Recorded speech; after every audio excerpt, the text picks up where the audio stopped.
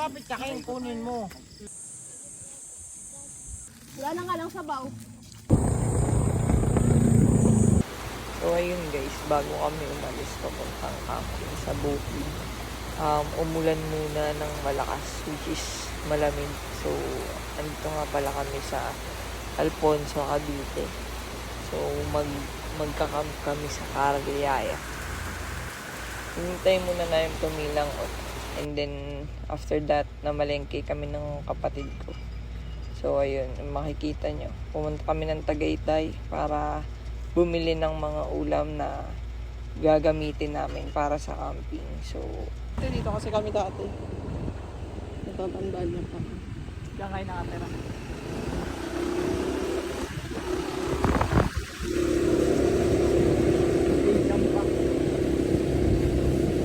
Lamig, daming puno no? Oo, ang sarap ng amoy ng ano, no, dahon. Oo. Kaya may kita niyo haunted house. Yan.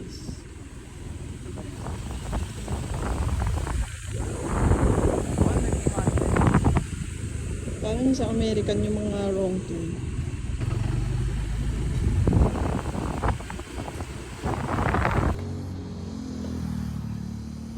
nasa Tagaytay na kami, bumili kami ng baka para lagain. Babawin namin later sa camping namin. Dito makikita nyo, nagpe-prepare na ako ng mga dadalhin sa camping. Bali, nasa compartment ko yung camping tent namin, pati yung ilaw na ginagamit namin sa tent. So, ang chair ay nilagay lang namin di sa likod. Tapos yung mga ibang gamit sa top box ko, like mga electric fan and other power bank, So, ayun food, guys, and tayo ay everything. mag-motocamp. So, ang ibang gamit namin is nilagay ko na dito sa top box ko. So, ayun. Ito na. So, ang laman ay tissue, tubig,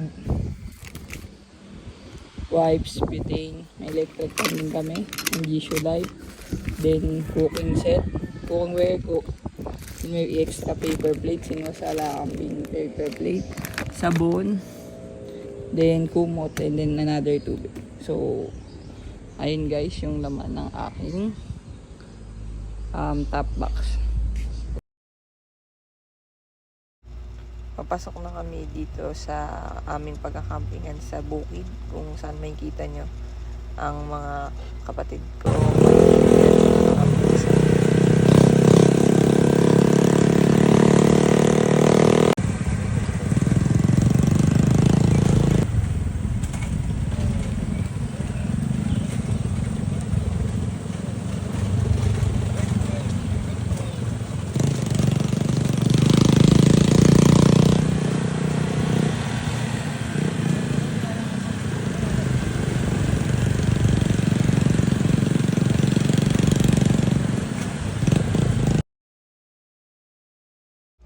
Nakikita nyo naka-set up ng aming tent. Hindi ko na videoan kanina kung paano siya sinet up. Nape-prepare na rin ng food kasi hapon na. Ayun, magagabi na din. So, ayun guys.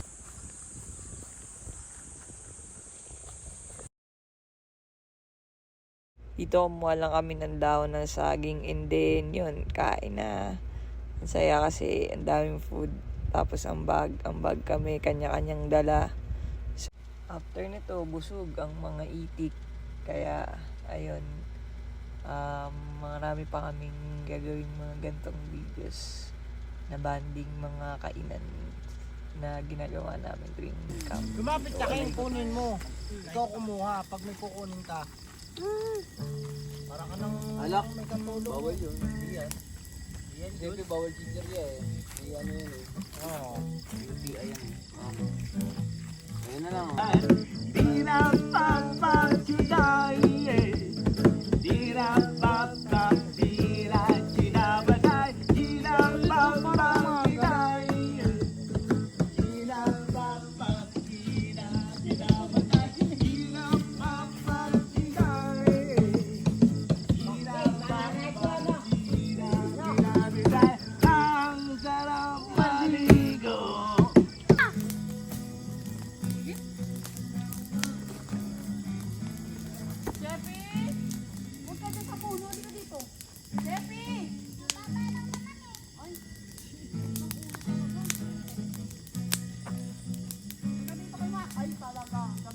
Kita mo ba?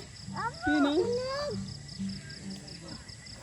Nakabili ka na ba, Chi? Hindi pa, inaantay ko pa si Joey. Ano bang bibilin mo? Tubig. Bigas. Pumili ka na rin bigas para isahan na.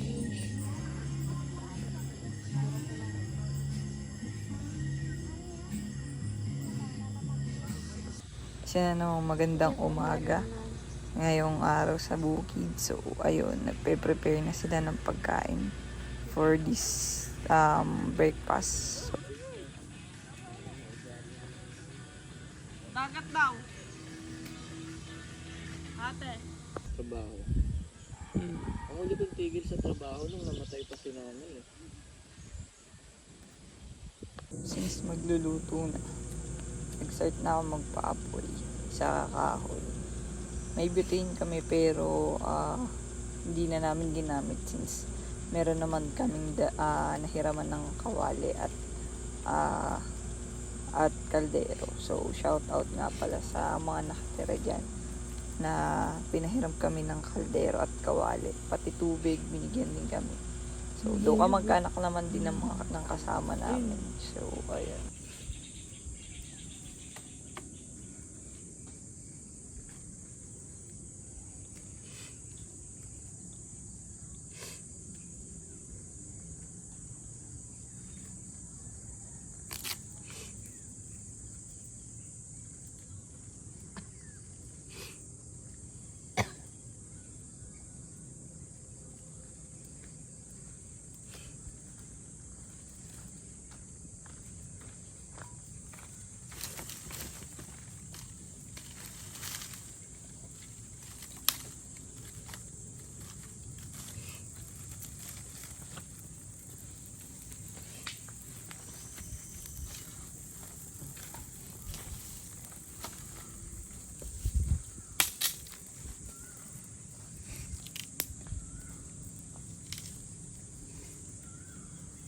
May apoy na nga, nakasalang na ang aming niluluto.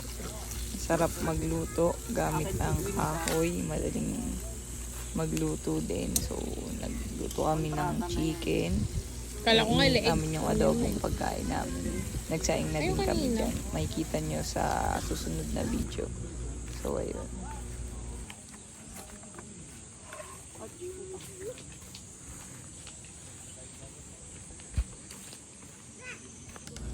Amang gitara lang, kala mo totoo. Tamang ano lang din. So, muni-muni.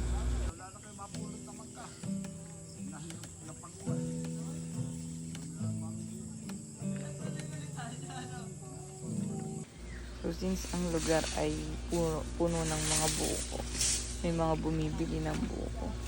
Kami ay nanghingi din ng buko. So, ayan, may kumukuha and din binibenta din niya. 7 pesos lang, guys.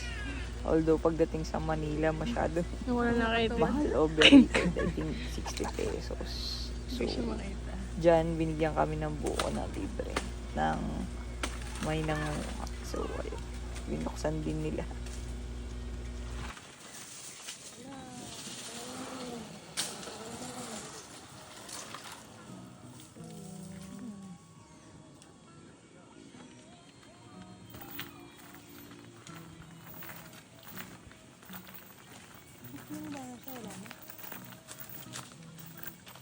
Baka maliliit. So, ayun na nga, binigyan kami. Food trip ang mga itik. Yung isa pa man. Kuya, pwede po, Mare. Ay lang naman mga babae. Kuya, pwede po makabili kahit 3 piraso. Oo. Sasabihin na ni. Ano lang po yung buntis po. Muna ng buko. Pampatanggal UTI. So, ayun yung mga nahingi namin. Ininom at kinain din namin. Tanggal UTI. Wala na nga lang sabaw. Ano yun? At pagkatas nga nito, pumunta kami sa pinakamalapit na ilog. So, ayan, minotor lang namin saglit. So, I think 10 minutes lang papunta sa Catmon River. So, nag-Catmon River kami. Ayan yung view.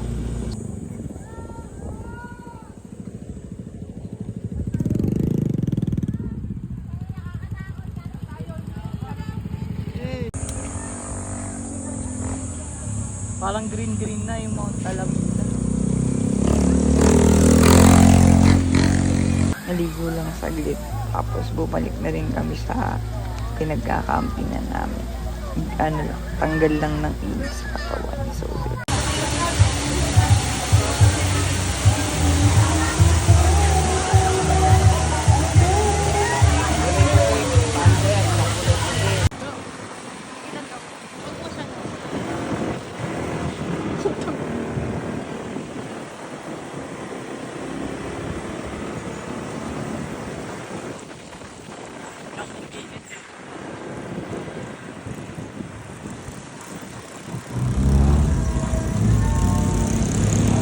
Pamabutan yung tricycle ng posisyon.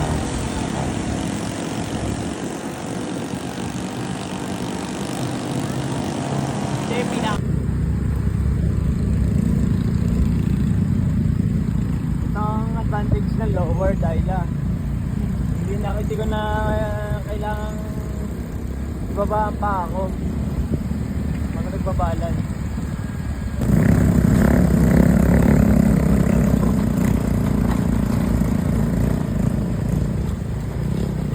after na maligo sa ilog, dagbandong kami sa malapit na balon. So, sobrang linaw ng tubig at flowing talaga siya.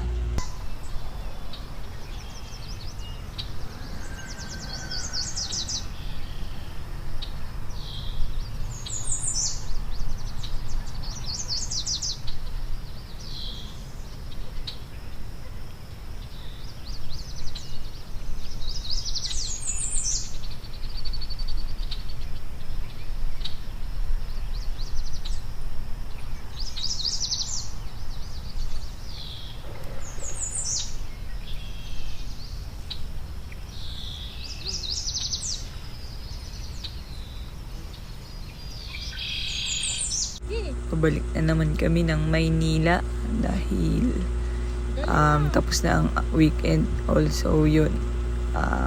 Tapos na din ang aming pagkakamp ng araw na yan. So, kailangan na namin bumalik sa kanya-kanya naming bahay. As you can see, yung mga bata naghahakot din ng mga gamit papunta dun sa motor nila para ilagay lahat ng mga tent at kung anumang gamit na pang-camping dito. So, ayun. Kasama ko yung pamangking kong makulit. So, makikita nyo dyan.